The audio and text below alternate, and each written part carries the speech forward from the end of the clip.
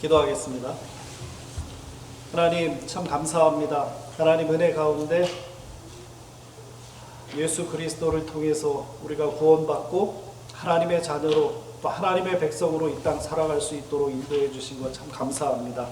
하나님, 우리의 예배가 하나님의 귀하신 보좌를 움직이는, 또 하나님께서 이 땅에 우리를 보내신 귀하신 뜻이 전달되어지는 귀한 예배 될 수 있도록 하나님 인도하여 주시옵소서. 하나님, 주일에 주님의 귀하신 전을 찾은 하나님 귀한 백성들 하나님께서 기억해 주셔서 이들을 통해서 하나님의 뜻이 이 땅에 펼쳐지는 귀한 일 일어날 수 있도록 하나님 함께하여 주시옵소서. 하나님, 귀한 교회에 또 부족한 종이 섰습니다. 주님, 부족한 만큼 주님께서 더 많이 역사하여 주시고 은혜 내려 주시옵소서. 감사를 드리오며 예수님의 이름으로 기도드리옵나이다. 아멘. 네. 제가 여러 교회를 다니면서 설교를 했지만 일어나서 이렇게 환영해 주시는 교회는 처음인 것 같습니다. 너무 감사하고요. 네. 또 아까 목사님께서 말씀하셨듯이 이렇게 호응을 많이 해주실 줄로 제가 기대를 하겠습니다. 저는 어느 교회를 가든지 첫 번째 가서 설교할 때는 제가 이 설교를 합니다. 제 소개를 하고요. 또 제가 어떻게 장애인 사역을 하게 되었는지, 그리고 또 장애인 사역을 하는 그 과정에서 장애인 분들을 만나고 또 하나님께서 그 가운데 역사해 주셨던 그런 간증들을 하는 그런 시간을 갖습니다. 윌리엄 캐리라고 하는 분은 그 현대선교의 아버지라고 일컬어지는 분인데요. 그분이 그런 이야기를 했다고 합니다. 하나님으로부터 위대한 일을 기대하라. 하나님으로부터 위대한 일을 기대하라. 그리고 하나님을 위하여 위대한 일을 시도하라. 여러분, 어떤 기대를 하고 계시나요? 그리고 누구에게 기대를 하고 계시는가요? 이 땅에 부질없는 것들, 이 땅에 잠시 있다가 없어지는 것들을 기대하신다면 그 기대는 잠시 있다가 없어지는 기대인 줄로 알 것입니다. 그리고 하나님을 기대한다는 것, 그것은 우리 삶 가운데 영원한 것, 우리가 이 땅에 없어지는 것, 이 땅에 잠시 있다가 그냥 안개와 같이 없어지는 그런 것을 기대하는 것이 아니라 하나님 나라의 영원한 것, 그것을 기대하는 것이 바로 하나님을 기대하는 것인 줄로 믿습니다. 오늘 저와 여러분이 오늘이라는 시간을 이렇게 살아가고 있는데 잠시 그 시간 가운데 좀 멈춰서 한번 그런 생각을 해보셨으면 좋겠어요. 과연 나는 누구를 기대하고 있는가? 나는 과연 무엇을 기대하고 있는가? 하나님을 기대하는 분들에게 그 다음 여정이 있는데요. 그 다음 스텝은 무엇이냐면 그 기대하는 마음을 가지고 하나님을 위해서 위대한 일을 시도하는 것입니다. 내가 봤을 때 나는 보잘것없고 나는 형편없고 나는 아무것도 할 수 없는 그런 사람이지만, 움츠려들 수밖에 없는 그런 사람이지만, 내가 기대하는 하나님, 내가 믿는 그 하나님을 기대했을 때 하나님을 위해서 위대한 일을 시도할 수 있는 줄로 믿습니다. 아멘. 우리 자유교회가, 또 자유교회 모든 성도님들이 하나님을 기대하시고요, 또 하나님을 위해서 위대한 일들을 시도하시는 여러분들 되시기를 주님의 이름으로 축원합니다. 네. 저는 3대째 믿음을 갖고 있는 집안에서 태어났어요. 저희 할아버님, 또 저희 아버님 다 감리교 장로님이셨어요. 여기 감리교라 그런 얘기를 합니다. 네. 네. 할아버님 북한에서, 이북에서 내려오셔서 믿음 생활 시작하셨고요. 저희 아버님 감리교 장로님으로 오랫동안 사역하시다가 이제 80이 넘으셔서 은퇴하셨어요. 은퇴하셔서 지금 어머님 권사님, 또 아버님 장로님 은퇴하신 두 분으로 이렇게 살고 계십니다. 저는 중학교 3학년 때 예수님을 인격적으로 만났어요. 여러분, 모태신앙이 뭐 농담처럼 이야기하지만 다 아실 거예요. 못하는 신앙, 못해 신앙, 뭣도 못해, 저것도 못해 이러는 신앙들이잖아요. 저도 그랬어요. 저도 어렸을 때 부모님이 다니는 교회이기 때문에 교회 가는 것이 너무 자연스러웠어요. 오히려 교회 안 가는 것이 불편했어요.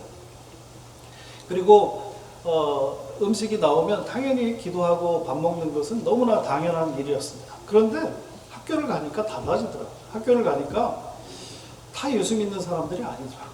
네. 어떤 친구는 점심시간에 도시락을 그냥 먹는 친구, 또 어떤 선생님은 제가 정말 존경하는 선생님이었는데 담배 피는 모습을 보이시더라고요. 그래서 저분은 존경할 분이 아니구나 이런 생각을 또 하게 됐어요. 그렇잖아요. 그 아버님이 할아버님이 믿던 그 예수님, 또 다니시던 교회, 그것을 자연스럽게 다니는 그런 생활을 중학교 3학년 때까지 했습니다. 그런데 하나님께서 중학교 3학년 때 저를 인격적으로 만나주셔요. 누구나 그런 순간은 있잖아요. 그렇죠? 부흥회 때였던 걸로 기억하는데 그때 하나님께서 저를 인격적으로 만나주셨습니다. 요한복음 3장 16절을 말씀을 통해서 하나님이 세상을 이처럼 사랑하사 독생자를 주셨으니 이는 저를 믿는 자마다 멸망치 않고 영생을 얻게 하려 하십니다. 이 말씀이 너무 많이 들었던 말씀이잖아요. 뭐 주일학교를 통해서 또 목사님 설교를 통해서 저도 아버님 따라서 새벽 예배도 걸어서 가고요. 또 수요 예배, 주일 예배, 여러분 그거 아시잖아요. 한국에 30년 전, 40년 전에는 주일 오후 예배도 아니고 주일 저녁 예배였어요. 주일 저녁 예배, 수요일 저녁 예배, 이거 다 빠지지 않고 다 다니면서 요한복음 3장 16절 말씀을 얼마나 많이 들었겠습니까? 그래. 하나님이라는 분이 계시긴 하고 그 하나님이 세상을 사랑할 수 있겠다. 나와는 상관없다. 이런 생각을 했었어요. 그런데 그때는 달랐어요. 하나님이 세상을 이처럼 사랑하사가 아니라 그 말씀이 어떻게 들렸냐 하면 여러분 너무 많이 들었던 말씀이잖아요. 하나님이 영준이를 이처럼 사랑하사 독생자를 주셨으니 이 말씀으로 들리기 시작했어요. 전에는 그 말씀이 하나님이라는 분이 세상을 그렇게 사랑할 수 있겠구나. 그래서 아들을 보내서 십자가에 달려 돌아가시게 할 수도 있겠구나. 그렇게 했던 아주 냉랭했던 그 마음이 하나님이 영준이를 이처럼 사랑하사 독생자를 주셨으니 이 말씀으로 믿어지기 시작하니까 눈물이 나기 시작하더라고요. 그 예수님이 나와 상관없는 그 하나님의 그냥 아들이신 분이 아니라 나의 구원자, 나의 주인, 그렇게 고백이 되어졌던 것이죠. 그래서 그때부터 저는 저의 믿음의 첫 걸음이 시작이 됐어요. 하나님께서는 참 단계를 좀 밟아 가시는 것 같아요. 그런 고백이 있고 나서 하나님께서 저를 특별하게 부르십니다. 특별하게 부르시는 그 소명이 있었는데요. 그 뭐냐면 저를 목사로 부르셨어요. 저는 예수 믿는 것이 이제 시작이 됐고 예수 그리스도가 나의 구원자이시며 또 나의 아버지이신 것, 나의 주인이신 것, 그것을 고백하지만 내가 이렇게 목사로 살 줄은 알지도 못했고 결단도 하지 않았고 그랬어요. 그런데 하나님께서 그 고백이 있고 나서 얼마 뒤에 저에게 소명을 주시는데 특별한 사건을 만들어 주셨어요. 저희 어머니 아버지는 새벽 예배, 아무리 바빠도 새벽 예배를 빠지지 않는 분이셨어요. 시골에 경기도 이천이라는 곳에서 저희 사모님이 경기도 여주신데 네, 같은 이제 지역이에요. 여주 이천은. 네. 초겨울이었어요. 초겨울에 어머님 아버님이 자전거를 타시고 아버님이 자전거 운전하시고 어머니 뒤에 타십니다. 그리고 새벽 예배를 시골의 새벽 예배는 되게 일러요. 4시 반, 5시, 늦어도 5시 이렇습니다. 4시 반 새벽 예배를 마치고 이제 한 5시 반쯤 집으로 돌아오시는 길에 음주운전차에 치이십니다. 자전거를 탄 상태에서 음주운전차가 그 트럭이었는데요. 뒤에서 팍 박았어요. 아버님하고 어머님이 이렇게 붕 뜨셨대요. 붕 날라서 뚝뚝 떨어지셨어요. 아버지는 잠시 정신을 잃으시고 바로 깨어나셨어요. 그 척추가 약간 이상이 있으셨고, 문제는 어머니셨습니다. 어머님이 그 사고 이후에 며칠 동안 의식이 없으신 거예요. 그리고 그 사고 당한 그 즈음부터 의식이 없는 건 물론이거니와 장파열이 되셨어요. 예, 속에 있는 장기가 파열이 돼가지고 그때부터 속에서 피가 흐르기 시작했습니다. 이제 촌각을 다투는 그런 시간이 되었어요. 배가 자꾸 불러오고 수술을 해야 된다고 합니다. 저는 이해가 되지 않았어요. 하나님께서 새벽에 가장 첫 번째 시간, 그리고 그 시간을 기도로 시작하는 두 분을 왜 사고나게 하셨을까? 그리고 그 운전기사가 너무 또 미웠어요. 네. 근데 그 생각을 하면서 이제 어머님이 수술을 해야 되잖아요. 수술방 앞에서 하나님께서 제가 할 일이 별로 없더라고요. 제가 뭘 할 수 있겠어요. 그래서 수술방 앞에서 어머니를 위해서 간절히 기도했습니다. 어머니를 위해서 간절히 기도했어요. 여러분, 제가 제 인생 가운데 그렇게 간절히 기도했던 적이 없었던 것 같아요. 네.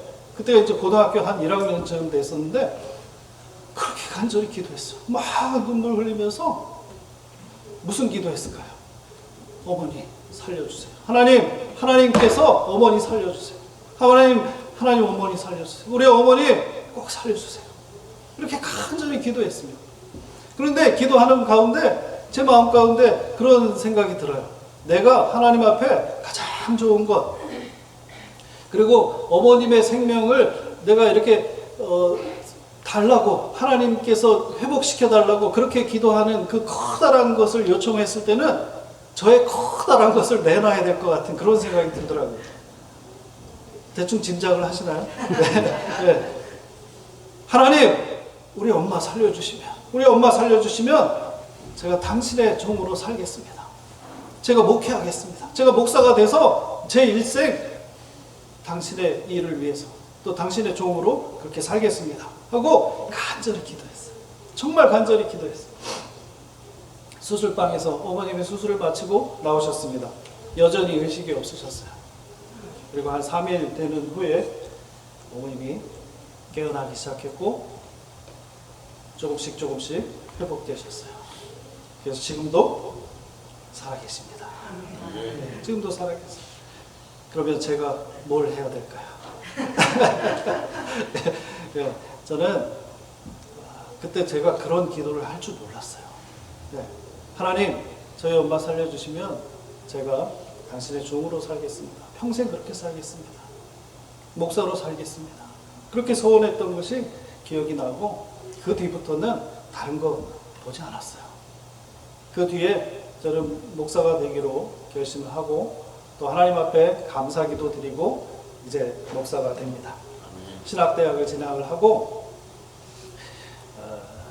여러분, 저는 이제 감리교 신자인데요. 침례교로 갔어요. 침례교. 뭐 그 사연이 좀 있지만 오늘은 그런 말씀은 뭐 드리기 좀 그렇고요.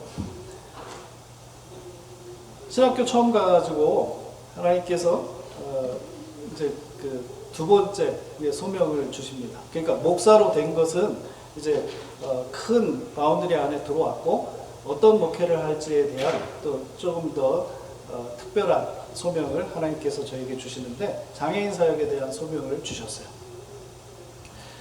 어느 학교든 가면 처음에 이제 대학을 들어가면 동아리 소개를 합니다. 그렇죠? 신입생들을 대상으로 동아리 소개를 하는데, 그 동아리 소개하는 그 선배가 이제 여러 동아리들이 나오잖아요.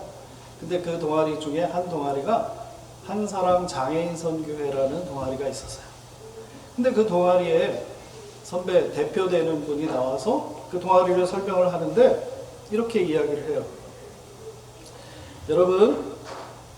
여러분의 교회는 이 땅에 예수 그리스도의 몸된 곳인 줄로 믿습니다. 그리고 그 교회, 여러분들의 그 교회에 어떠한 상처가 있는 사람이든, 또 어떠한 아픔이 있는 사람이든, 또 어떤 문제가 있는 사람이든 그 교회에 들어오면 가장 따뜻한 하나님의 사랑을 느껴야 되고 또 가장 자비로우신 하나님의 용서하심을 느낄 곳이 바로 교회인 줄로 믿습니다. 이런 이야기를 해요. 무슨 이야기를 하려고 저렇게 이야기를 하나 잘 들었습니다.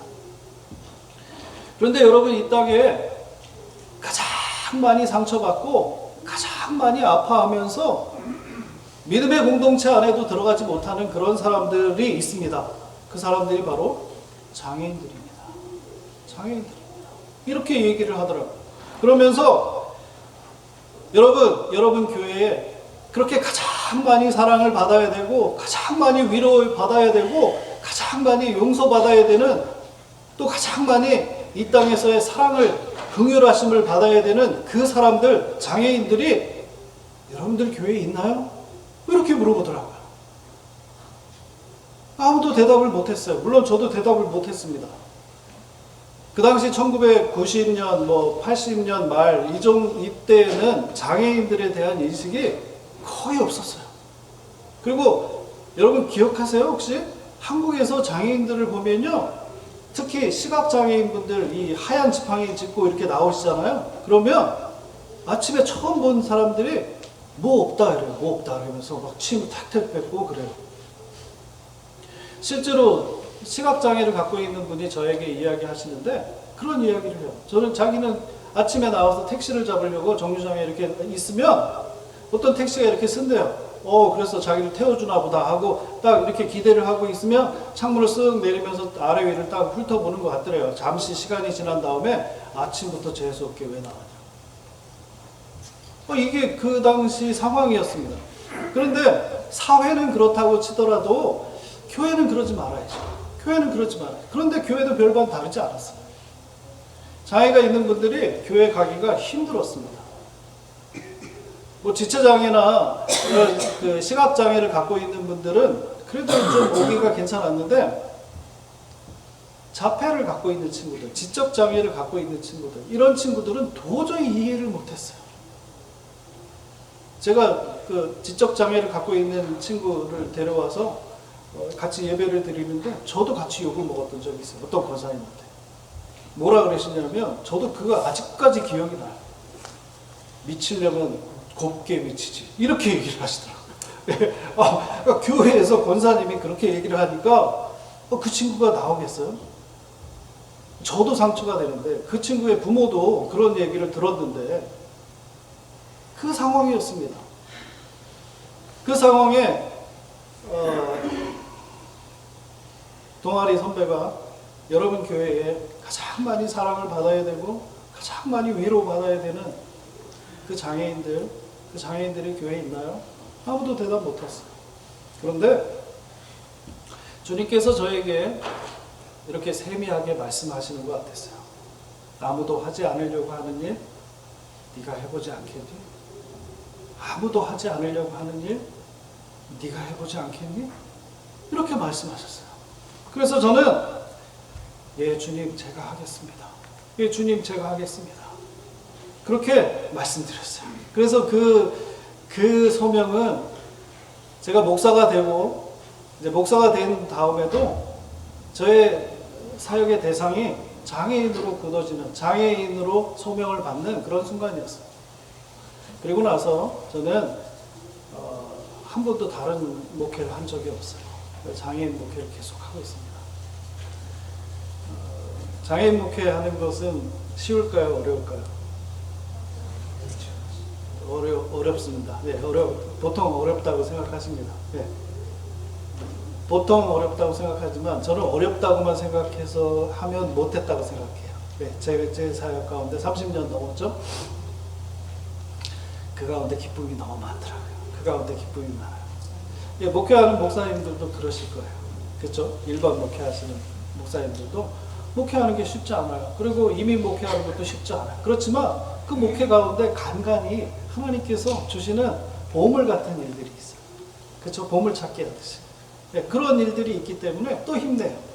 또 1년을 버틸 수 있고 또 일주일을 버틸 수 있고 그런 것들이 있더라고요. 제가 장애인 사역을 이제 결심을 하고 처음 간 곳이 바로 재활원이었어요. 여러분 재활원 아시죠? 재활원은 장애를 갖고 있는 친구들이 같이 모여서 사는 곳이에요. 근데 그 당시에 재활원은 어떤 곳이었냐면 제가 이제 실습 전도사로 가게 됐죠. 이제 학교를 다니면서 그 당시에 재활원은 장애 플러스 고아였어요. 장애만 있는 친구들이 아니라 장애가 있기 때문에 고아 아닌 고아로 살아가는 친구들이었어요. 고아 아닌 고아라는 말의 뜻이 무엇이냐면 부모들이 버린 거예요. 장애가 있기 때문에 그냥 갖다 버렸어요. 그걸 버리고 제가 아는 친구 중에 기억에 나는 친구가 하나가 호남이라는 친구인데 그 친구 이름이 참 특이했어요. 그 제가 이제 전도사로 있을 때 걔가 들어왔어요. 4살 되는 애가 들어왔는데 왜 호남이에요? 그래도 물어봤더니 저 대전이었거든요. 대전에 있는 성세재활원이라는 곳이었는데 그 호남선 그 기차역 옆에서 발견이 됐다는 거예요. 그래서 이름이 호남이에요. 호남이. 네. 우픈 이야기죠, 진짜. 네. 호남이라는 친구가 있어요. 그 당시에 이제 재활원이 다 그런 친구들이었습니다. 장애가 있기 때문에 집에서 같이 살지 못하고 재활원에서 사는 그런 친구들이었어요. 그 친구들하고 같이 이제 신앙생활을 같이 해요. 이제 제가 이제 전도사로 이제 토요일날, 주일날 가가지고 이제 주중에는 이제 학교를 가야 되니까 그 친구들 중고등부 전도사로 이제 열심히 일합니다. 열심히 해요. 그리고 그 친구 중에 한 친구가 민지라는 친구가 있었어요.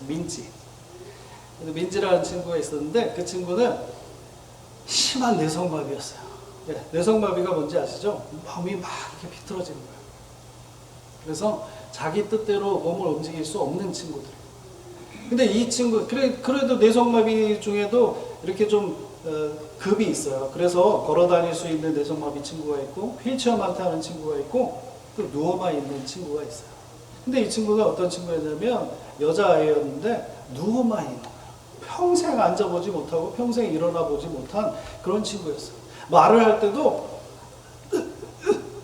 이렇게. 여러분 기억하시잖아요. 그렇죠? 송명희 시인처럼 그렇게 이야기를 해요.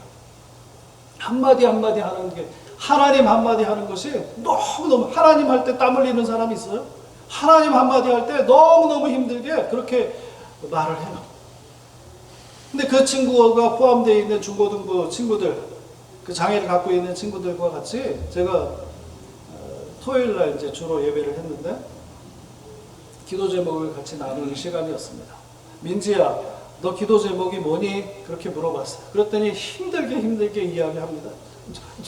전도사님 이렇게 이야기해요. 누워서. 그냥 누워서 밥 먹고 누워서 물 먹고 그러는 친구였어요. 그냥 누워서 말을 합니다. 전도사님, 저는요 한 번만 휠체어에 앉아보는 게 제 큰 소원이에요. 한 번만 휠체어에 똑바로 30분만 앉아있는 게 제 소원이에요. 이렇게 이야기를 하다. 여러분들의 기도 제목이 뭔가요? 우리 자녀들의 기도 제목이 뭔가요? 너무너무 큰 거 아니에요? 그렇잖아요. 막 뭐가 되고 대통령이 되고 뭐가 되고 뭐 잘 되고 뭐 이렇잖아요. 그런데 우리 이 친구는 휠체어에 단 30분만 똑바로 앉아있는 게 소원이래요. 네. 그러면서 그 친구의 기도 제목을 놓고 간절히 같이 기도합니다. 간절히 기도했어요. 제가 그때 너무너무 마음이 아팠어요. 아, 이렇게 아픔을 갖고 살아가는구나. 한 번만 똑바로 30분 앉아있는 것이 인생 최대의 기도 제목이라니 이게 어떻게 감히 상상도 못하는 그런 세계에 제가 이제 사역을 처음 시작하게 됐어요. 그리고 하나님께서 이게 제 첫 번째 이제 장애인 그 사역의 출발 장소였다면 두 번째는 하나님께서 저를 이제 분당에 있는 큰 교회에 장애인 그 주일학교가 세워지는데 그 사역자로 부르셨어요. 그래서 그곳에 가서 이제 열심히 일합니다. 그때는 주로 자폐, 지적 장애 이런 친구들이었어요. 다운 신드롬. 그러니까 이제 잘 걸어 다니고 뛰어 다니고 그래요. 근데 그게 문제가 되는 친구들이에요. 막 어디로 튈지 모르고 막 그래요. 자폐를 갖고 있는 친구들 잘 말 못하잖아요. 눈 맞춤도 못하고 그런 친구들 대부분 그런 친구들하고 지적장애. 여러분 지적장애는요 자폐가 아닙니다. 지적장애는 쉽게 이해하시려면 IQ가 70 이하예요. 그래서 보통 이해할 수 있는 인지 능력이 되게 떨어지는 친구들이에요.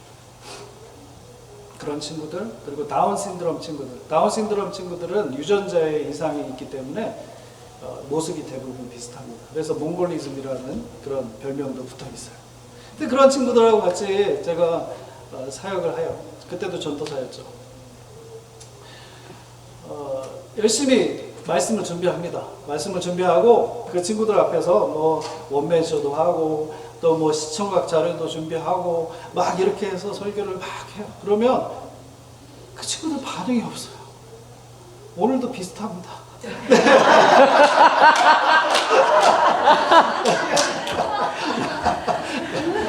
반응이 없어요. 반응이 없어요. 아니 제가 열심히 그래도 준비해서 설교를 하고 그러면 저쪽에서는 할렐루야도 나오고 아멘도 좀 나오고 뭐 눈이 똘망똘망해서 좀 쳐다보기도 하고 뭐 이래야 좀 설교하는 사람의 좀 힘도 나고 그러는데 또 손 들고 뭐 또 질문 있는 것처럼 또 이렇게 해요. 그러면은 너 뭐가 궁금해? 뭐 이렇게 물어보면 오늘 밥 뭐 먹어요? 점심 뭐 먹어요? 뭐 이런 엉뚱한 질문이나 하고 막 그래요. 그래서 제가 되게 힘들었어요. 네. 그렇잖아요.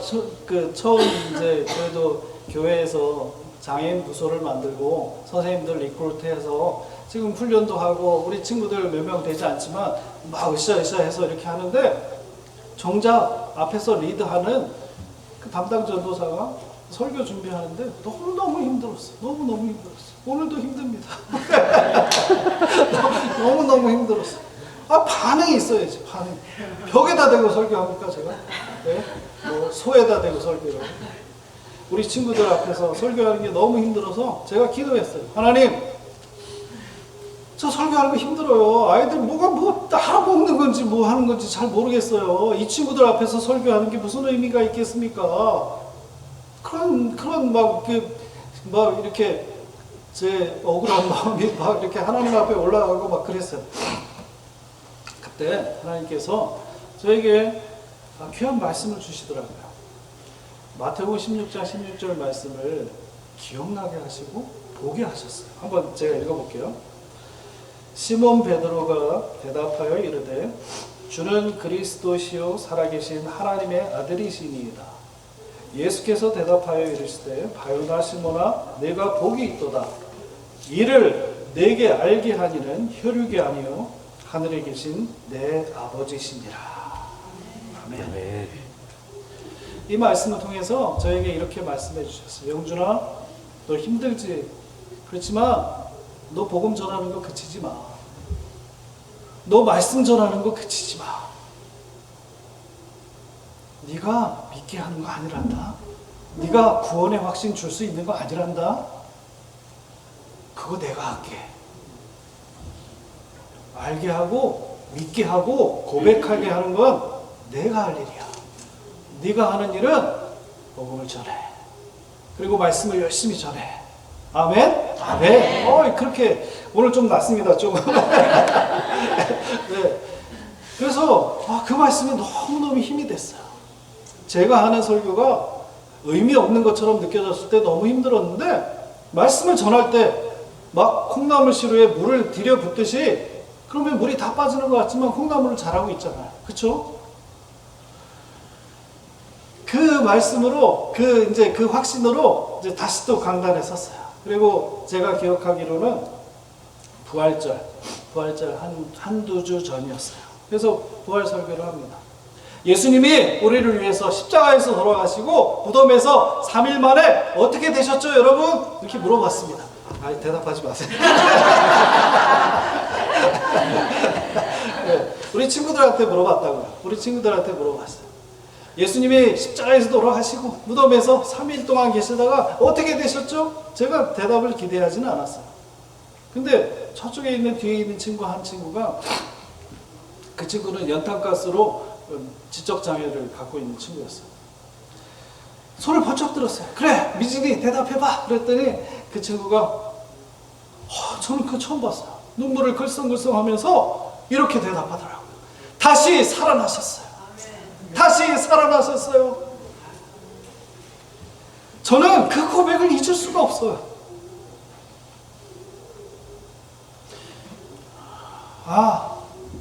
알게 하시고 믿게 하시고 고백해 하시는 분은 하나님이시구나.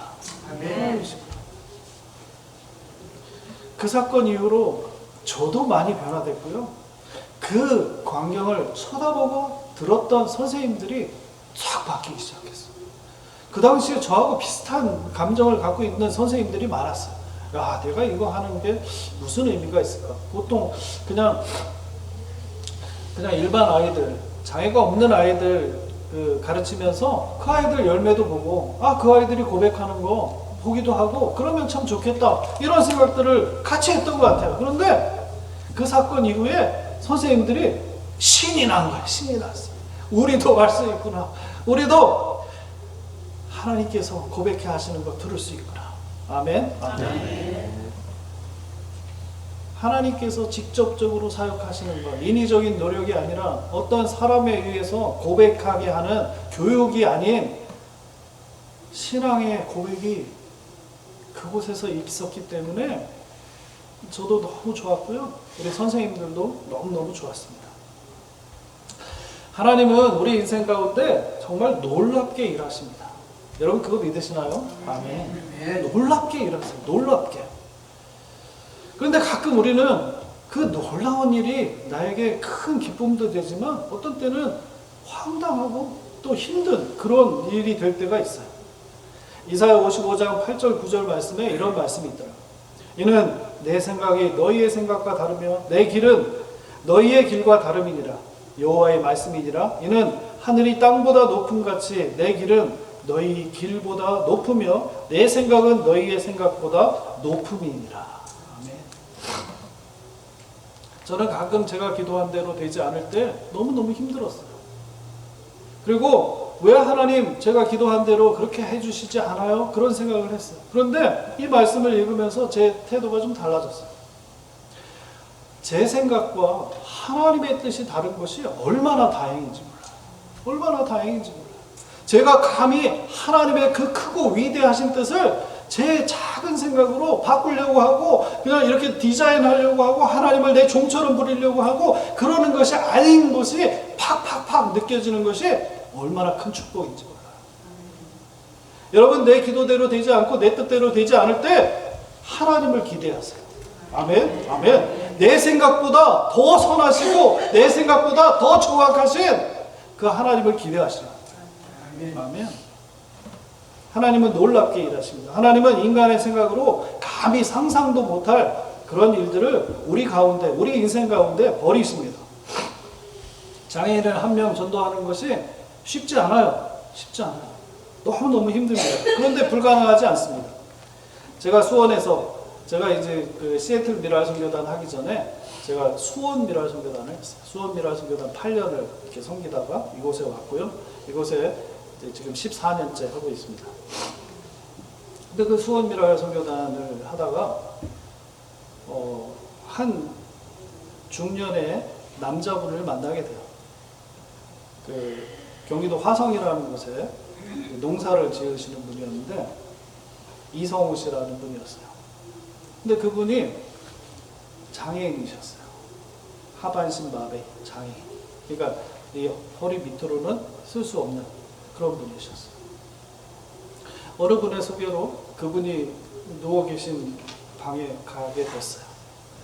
그리고 그분 방에 들어갑니다. 그분이 잘 보이지 않았어요. 바로 한 2m 이렇게 그 정도 앞에 계셨던 분인데 1.5m 잘 안 보였어요. 왜 안 보였을까요? 담배 연기. 담배 연기가 방 안에 가득했어요. 담배 연기가 방 안에 가득했고 그 소주병, 막걸리병 그리고 잿더리에는 여러분 한번 상상해 보세요. 잿더리에는 오버플로 잿더리 그 담배 꽁초가 넘쳐났어요. 그러면서 여전히 술잔을 기울이면서 담배를 피우고 계셨어요. 그래서 그분을 찾아갑니다. 그분을 찾아가서 예수님을 소개해요. 그리고 소개하려고 했어요. 그리고 뭐 되면 결심도 하려고 제가 욕심이 컸어요. 그날 바로 그렇게 하려고 그렇게 갔어요. 그런데 하나님 그런 마음 주시더라고요. 그분의 이야기를 잘 들어라. 잘 들어라. 그래서 그분 이야기를 잘 듣습니다. 첫날 가가지고 그분이 사람이 고프셨던 분이에요. 사람을 이제 그렇게 있으니까 아무도 찾아오지 않는 거예요. 심지어 가족들조차 이렇게 같이 하지 않는 그런 상황이었는데 제가 찾아오니까 너무 좋았던 것 같아요. 그래서 그분이 자기 어렸을 때 얘기부터 뭐 막 쓸데없는 얘기까지 뭐 장애를 입은 이야기까지 막 이렇게 하시는 거예요. 그때 알게 됐는데 그분은 평범하게 농사 지으시다가 살다가 어느 날 하루아침에 장애인이 되셨어요. 여러분 믿겨지지 않죠? 그 경운기가 있어요. 경운기. 예, 농촌에 보면 경운기, 그 농기구에 있잖아요. 그 경운기를 모시다가 그 경운기가 갑자기 팍 도는 바람에 그 핸들이 자기 여기 뒤에 목 뒤를 쳤대요. 그리고 나서 바로 장애인이 된 거예요. 신경줄이 끊어진 거예요. 그러면 그 뒤로는 거짓말처럼 장애인이에요. 네. 그래서 그 마음이 얼마나 힘드시겠어요. 그분의 이제 와이프가 있었고요. 그리고 제가 기억하기로는 딸 셋에 아들 하나가 이렇게 있었어요. 그런 가정이 하루아침에 이제 장애인이 됐잖아요. 그러면 이제 생계가 막막한 거예요. 그 반지하 집이었는데 그곳에서 이렇게 살고 계셨습니다. 5시간. 하루에 첫 번째 날은 5시간 정도 이야기를 했고, 그 다음 주에 오겠습니다 하고, 그 다음 주에 또 가서 조금씩 이제 시간이 줄기 시작했어요. 3시간, 2시간. 그분의 이야기를 잘 들었어요. 그리고 나서 한 달 정도의 시간이 흐른 다음에 하나님 저에게 그런 생각을 주시는 것 같아요. 너 그 사람, 그 이성우 씨하고 같이 예배 드릴 수 있겠어? 그렇게 얘기를 하시더라. 예배요? 그분이 예배 드릴까요? 제가 한번 물어보겠습니다. 그리고 그런 마음으로 갔어요. 가서 또 그분의 이야기를 듣습니다. 그분의 이야기를 듣고 그분에게 이제 마지막 인사하기 전에, 이제 제가 가기 전에 이렇게 물어봤어요. 이성우 동도님, 제가 주일 사역을 마치고 주일 오후에 한 3시쯤에 와서 같이 예배 드려도 될까요? 그렇게 물어봤어요. 그랬더니 그분이 대답을 하시더라고요. 이렇게 무관심한 것처럼 이렇게 하면서 그러든가 그러든가 이러시더라고요. 그래서 제가 그 다음 주부터 찾아가기 시작했어요. 그 다음 주부터 그분 주일날 3시, 4시 갈 때 뭐 귤도 하나 사가고 또 음료수도 좀 사가고, 그래서 그분하고 같이 예배 드립니다. 뭐 예배를야 뭐 형식을 갖춘 그런 예배겠습니까? 기도하고 또 찬양 하나 하고, 찬양 모르시니까 찬양도 좀 가르쳐 드리고 또 같이 기도하고 그랬어요. 그렇게 한 지가 한 2년 좀 넘었을 즈음이었어요. 저도 독한 사람입니다. 한번 가면 끝까지 가는 그런 사람이었어요. 그래서 한 2년 반쯤 시간이 흘렀어요. 그분이 그렇게 얘기를 하시더라고요.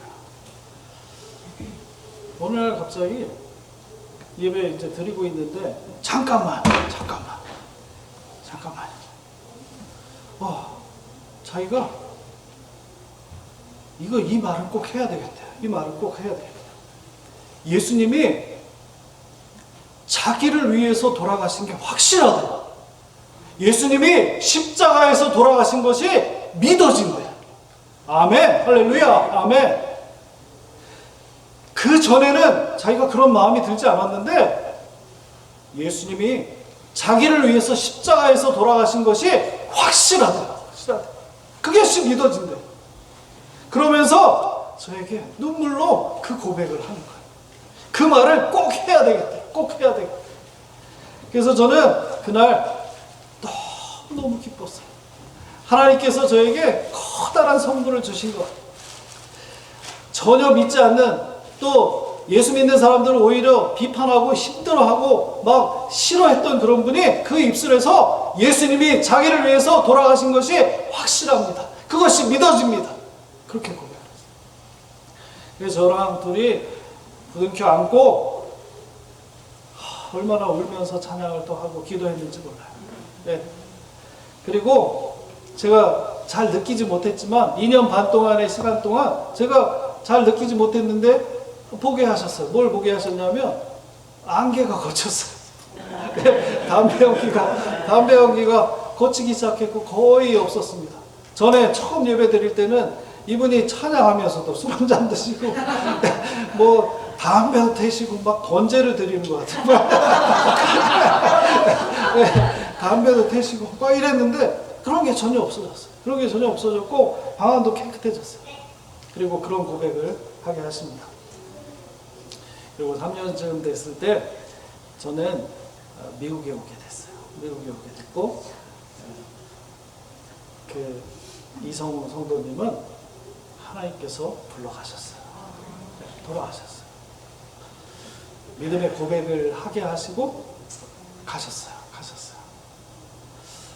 저는 한국 사역을 이렇게 마감하면서 하나님께서 장애인 사역할 때 이렇게 뭐 크게 뭐 누가 칭찬을 해준다든지 뭐 보상을 해준다든지 뭐 이런 게 별로 없거든요. 근데 하나님이 저에게 큰 선물 주신 것 같았어요. 하나님 큰 선물 주셨어요. 너 한국 사역 잘했다. 그러면서 한 영혼을 주님 앞에 올려드리는 그런 선물을 하나님께서 저에게 주셨어요. 저는 그리고 그분은 하나님 나라에 가시고 저는 미국에 이렇게 오게 됐어요. 그리고 저는 그 일이 다 끝난 줄 알았어요. 이제 그것으로 다 끝난 줄 알았어요. 그런데 또 하나 남아있더라고요. 제가 그분하고 이성호 성도님하고 같이 예배 드릴 때 가족들, 제가 말씀드렸잖아요. 와이프랑 세 딸이랑 아들 하나. 그분들이 전혀 무관심했어요. 뭐 오면 저를 내쫓지는 않지만 뭐 이렇게 별로 반가워하는 것 같지도 않고 그냥 제가 오면 다 나가더라고요. 네, 아빠랑 둘이 뭐 시간 보내라 이렇게 얘기하는 건지 모르겠지만 하여튼 저를 별로 안 좋아하는 것 같기도 하고 뭐 이랬어요. 근데 그 와이프 되는 분이 제가 미국 오기 한 몇 주 전에 전화를 하셨어요. 그때 이제 전도사였죠. 전사님, 말씀드릴 게 있어요. 우리 아빠 돌아가신 다음에 우리 가족 모두가 교회 나가게 됐어요. 교회 나가게 됐어요.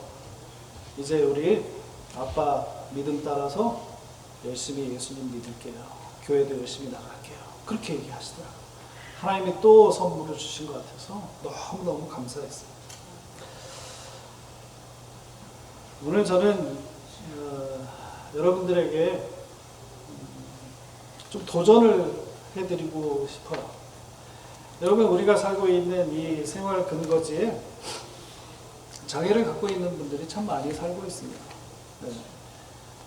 전 세계적으로 이제 세계보건기구에서는 장애 인구를 인구의 10%를 잡아요. 그러니까 100명 살면 한 10명 정도는 장애를 갖고 있는 분들이 같이 살고 있다. 이렇게 생각하시면 됩니다. 그런데 실제로 더 많아요. 제가 봤을 때는 10% 이상의 장애를 갖고 있는 분들이 있고요. 또 그 실질적으로 당사자 10%의 장애인들 뿐 아니라 그 장애의 영향을 받는 가족들이 있잖아요. 그러면 곱하기 4, 뭐 곱하기 3, 이 정도는 된다는 거예요. 근데 그 많은 사람들이 아까 제가 말씀드렸듯이 사회는 그분들을 장애인으로 인정을 하고 사회 구성원으로 인정을 합니다. 우리가 살고 있는 사회에 이 정도의 장애인분들이 같이 살고 있습니다를 인정을 해요. 그런데 교회는 장애를 갖고 있으면 교회 믿음 생활하기가 더 이상 힘들어지는 경우들이 참 많이 있어요. 제가 알고 있는 LA에 살고 있는 한 그 장애를 갖고 있는 친구의 어머님이 그런 간증을 하셨어요. 제가 그 책도 받고 간증을 들었는데 자기는 그 교회, 그러니까 자기 모교회죠. 모교회를 청년 때부터 잘 다녔대요. 그래서 그곳에서 이제 그 남편도 만나고 그래서 이제 가정을 이룬 거죠. 그리고 아이가 출산이 됩니다. 근데 자폐 아이였어요. 자폐 아이들의 특징은 뭐냐면 보통 눈 맞춤이 안 되고요. 서로 이렇게 대화가 안 돼요. 그리고 의미 없는 말들 막 소리 지르고 막 이렇게 벌떡벌떡 일어나고 뭐 다른 사람 어떤 친구는 자기를 때리기도 하고 다른 사람 때리기도 하고 뭐 이런 친구들이 있어요. 좀 심한 친구였어요. 근데 그 자매가 청년 때부터 또 부모님도 다니는 교회, 그 교회에 자기가 결혼해서 장애 아이를 출산하고 나서부터는 교회 나가기 힘들어졌대요. 내 아이의 장애를 아무도 달가워하지 않더래요. 나오는 걸 막지는 않지만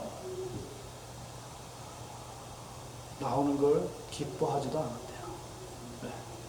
그리고 어떤 분들은 부모한테 뭐라고 하고, 네. 애 교육을 어떻게 시켰느냐고 하면서 상처 주는 그런 말들을 많이 했다고 합니다. 믿음 생활을 잘 하다가도 장애 때문에 더 이상 믿음 생활을 하지 못하는 일들이 생겨난다는 거예요. 제 사역 가운데 가장 안타까운 말씀을 또 안타까운 일을 좀 소개하려면 또 이런 말씀이 있습니다. 목사님, 제가 전도해서 그 친구가 예수를 믿게 된 어떤 장애를 갖고 있는 친구였어요. 그 친구가 이제 교회를 열심히 잘 다닙니다. 재밌죠? 처음 교회를 나가니까 재밌었을 거예요. 재밌고 이제 자기도 사랑으로 대해주는 것 같아서 좋았어요. 그런데 그 시간이 조금 길어지니까 그 친구가 저한테 와서 말을 합니다. 목사님, 교회가 사랑이 많은 곳이라고요? 그렇지 않던데요? 목사님 거짓말했어요. 장애를 갖고 있는 사람들 교회에 가면 잘 받아준다고 그렇게 말씀해 주셨잖아요. 그렇지 않던데요? 그렇게 얘기를 하더라고요.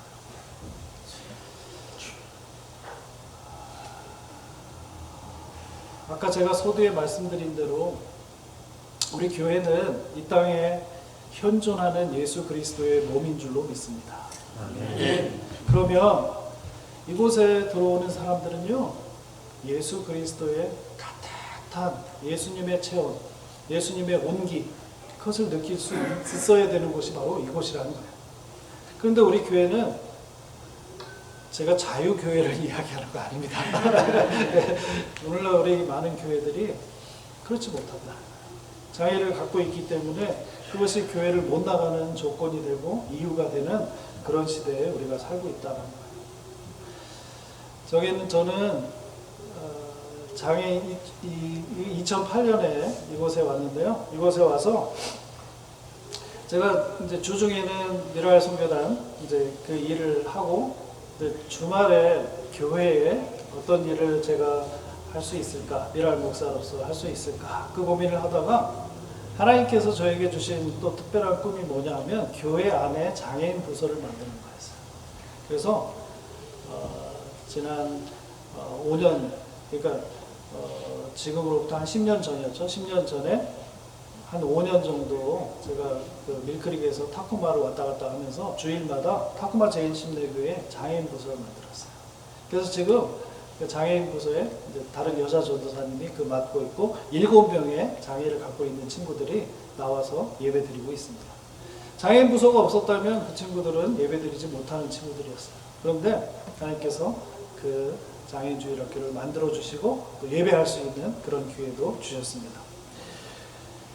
우리 자유교회가 잘 알지도 못하는 저에게 수년 동안 이렇게 헌금을 보내주시고 또 기도해 주시는 거 제가 너무너무 감사했어요. 어떤 교회길래 잘 알지도 못하는 목사한테 후원도 해주시고 또 어떻게 사역하는지 따지지도 묻지도 않으시고 이렇게 후원을 해주실까 궁금했어요.